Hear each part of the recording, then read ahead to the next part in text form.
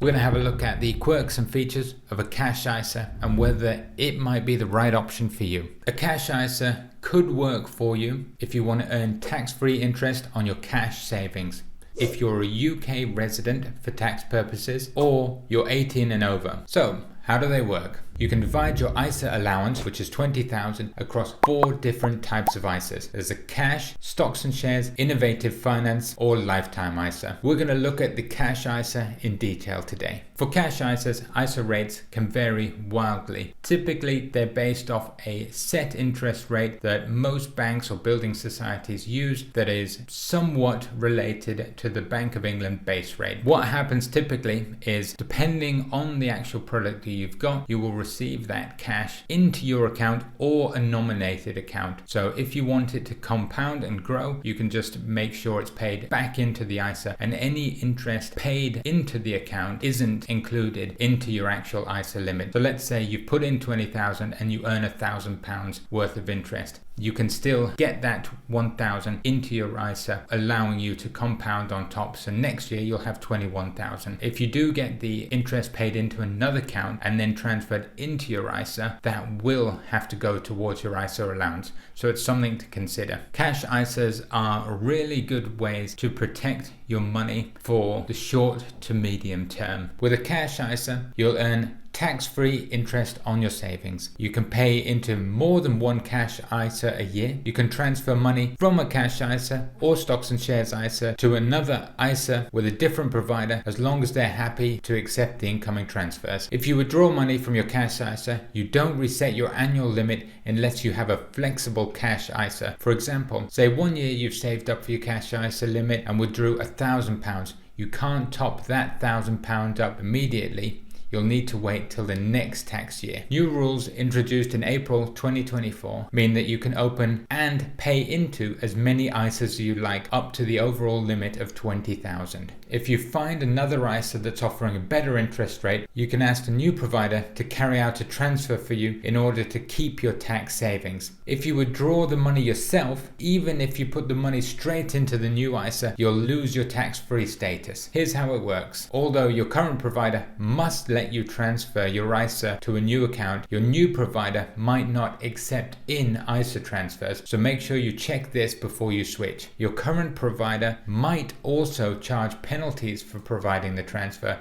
so again, double check your fees and charges before you start. You can transfer your cash ISA as well as your ISAs from any previous years, so you can choose to transfer all of your money or some of the money. If you've got a stocks and shares ISA, you can also transfer money back into the cash ISA. You'll have to complete a transfer form with your new cash ISA provider, who will then sort out the transfer for you. A lifetime ISA pays a government bonus on top of anything you transfer into it, up to a maximum of 4,000 a year. You can transfer the money from a cash ISA. Make sure you check out a guide on how to do this. There are 2 different types of ISAs. They have introduced recently what's called a flexible ISA. Cash ISA providers can offer a flexible facility which will let you withdraw and replace money from your ISA without actually reducing your limit. This was a huge change and incredibly welcome, provided though that it's done within the same tax year. Stocks and shares ISAs can be flexible too.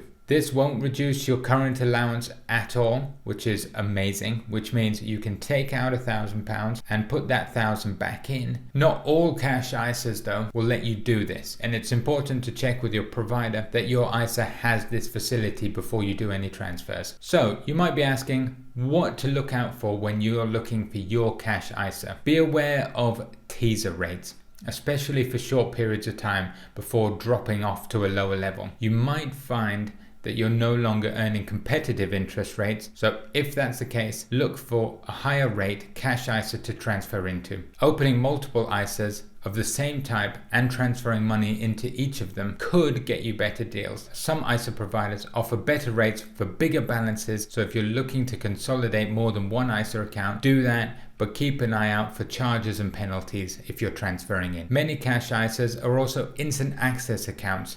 They pay variable interest rates, but some saving bonds offer a fixed rate over a fixed period of term, and they can also be cash ISAs, with your money being paid into an instant access account once the bond matures. Don't tie your money up in one of these unless you can actually afford to, or you might have to pay early withdrawal penalties. Many of these will be 1 month's worth of interest, or a couple of months worth of interest, or actual cash sum amounts. Be aware of fixed term cash ISAs offering high interest rates as well. With some of these products, also known as structured deposits, you're taking the gamble on the performance of an index or a commodity price. You might not get the income or capital growth, and charges may be deducted from your facility or your capital. This is because any return on your investment depends on the rules. For example, if it's based on the FTSE 100 index, you will have to increase by 5% over 5 years. Then you might be wondering, what's your access to the money like?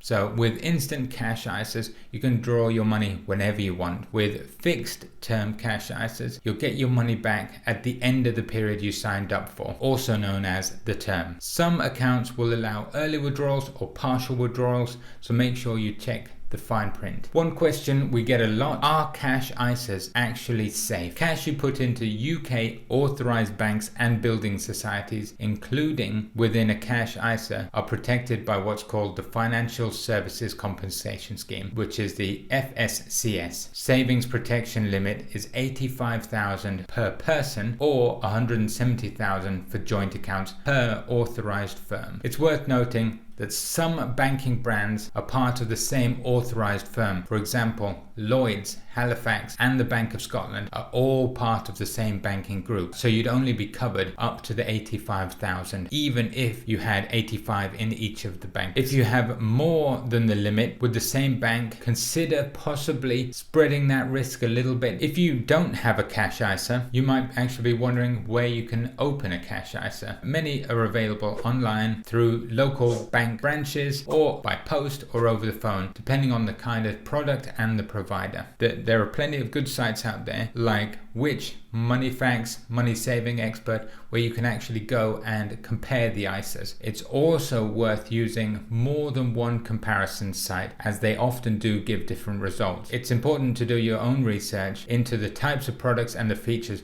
before actually ultimately picking your provider. Let's say something went wrong with your ISA. Where do you actually go to complain about your ISA? Banks and building societies are all regulated by the Financial Conduct Authority, the FCA. If you have a complaint, initially look to the provider's website and put your complaint in writing to them. This gives the business a chance to sort things out first. But if you're still unhappy with the issue and it isn't resolved, you can take your complaint to the Financial Ombudsman Service. On to probably a slightly more morbid situation is some of you might be wondering what happens to your ISA when you die. If your husband, wife, or civil partner dies, you can inherit their ISA savings. This is done as a one-off additional allowance for your ISA. This doesn't apply though if you've separated. The value of the allowance is equal to the value of the ISA savings held by your deceased husband, wife, or civil partner. It effectively means you're able to keep those savings as an ISA and therefore tax-free, even if you've already used up your ISA limit for that year. If there are no surviving spouses or civil partners, for example, if the inheritance goes to the children or relatives, ISA savings are passed to the state but lose their tax-free wrapper. ISA savings are also subject to inheritance tax under the same rules as the rest of the estate would be. So all ISAs, apart from junior ISAs, can continue to grow in value